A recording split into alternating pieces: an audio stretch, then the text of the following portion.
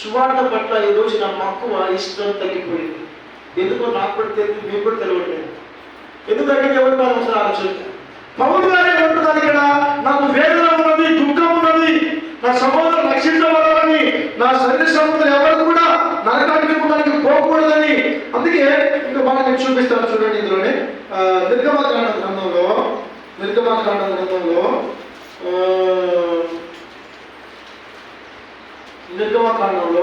32వ అధ్యాయము 30 వచనం చూడమ్మా. 30.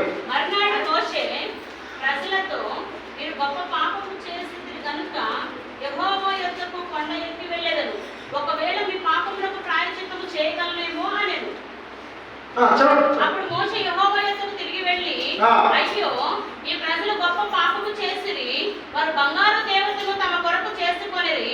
అయ్యో, నీవు వారి పాపమును ఒకవేళ పరిహరించితివా? లేని ఎడల క్షమిస్తేనే మంచిది, లేకపోతే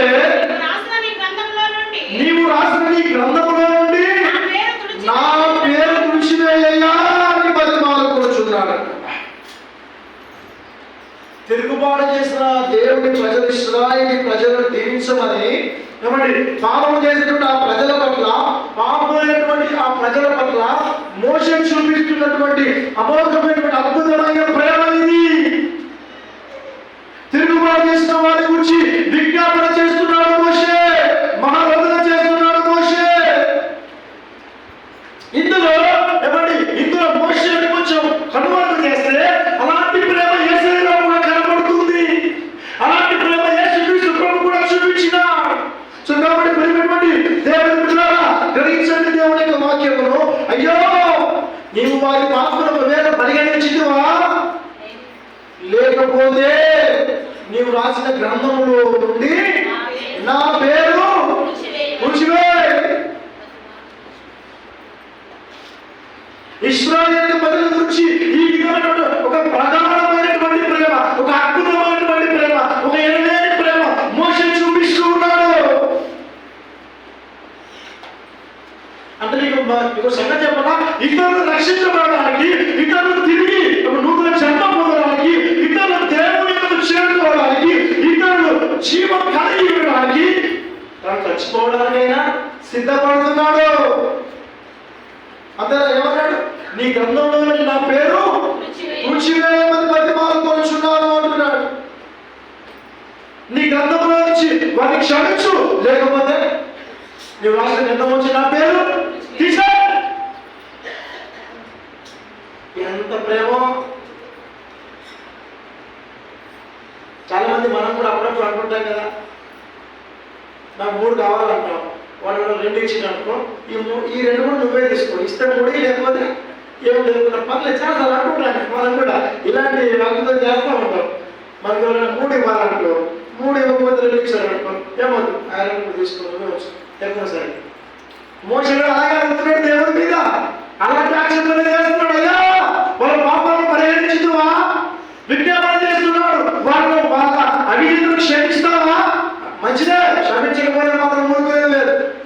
నువ్వు రాసిన గ్రంథం నుంచి నా పేరు కూడా నిజే తుడిచిపోయాడు.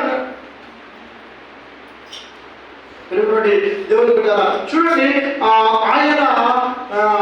ఆయన చేసినటువంటి ఆ త్యాగపూరితమైన సమర్పణ, ప్రేమ వాక్కు చూడండి. ఇందులో ఇంకా మళ్ళీ మనకు కనబడుతున్నటువంటి మాట ఏంటో తెలుసా? ఇందులో యేసయ్య ప్రేమ, మనకి మధ్యవర్తిగా ఉన్న యేసయ్య ప్రేమ మనకు కనబడుతుంది. యెషయా 53:12 చదువుతున్నారు. గొప్ప వారితో నేనందరికి పాలు పంచిపెట్టెదను, వాళ్ళతో కలిసి అతడు కొల్ల సొమ్ము విభాగించుకొనును. ఏలయనగా మరణము నొందినట్లు అతడు తన ప్రాణమును ధారపోసెను. మరణము నొందినట్లు అతడు తన ప్రాణమును ధారపోసెను. యేసుక్రీస్తు మార్చి చెప్పబడిన ప్రవచన మాట అది. మరణము నొందినట్లు అతడు తన ప్రాణమును ధారపోసెను. హెబ్రీ 7 రాసిన పత్రిక 7:25 వచ్చింది. ఈయన తన ద్వారా దేవుని యొద్దకు వచ్చి వారి పక్షమున విజ్ఞాపనము చేయుటకు నిరంతరము జీవించుచున్నాడు గనుక వారిని సంపూర్ణంగా రక్షించుటకు శక్తిమంతుడై ఉన్నాడు. ఇప్పుడు చూడండి, అప్పుడు అలాగే మోషే అలా చెప్పాడు, పౌలు అలా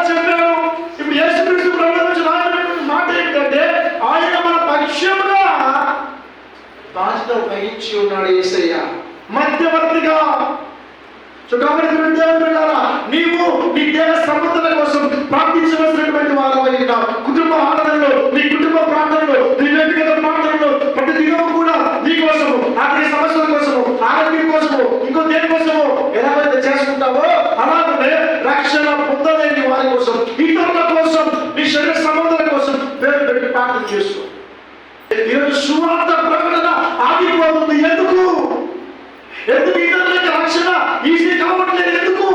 ఎంతో మంది విదేశీయులు, ఎంతో మంది వేరే వాళ్ళు చాలా తపనపడుతున్నారే దేశం కోసం.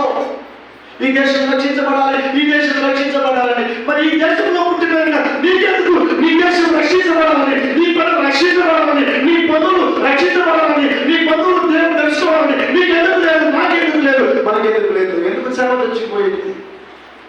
దేవునికి రాసిన పత్రిక 3వ అధ్యాయం 13వ వచనం. శాపమై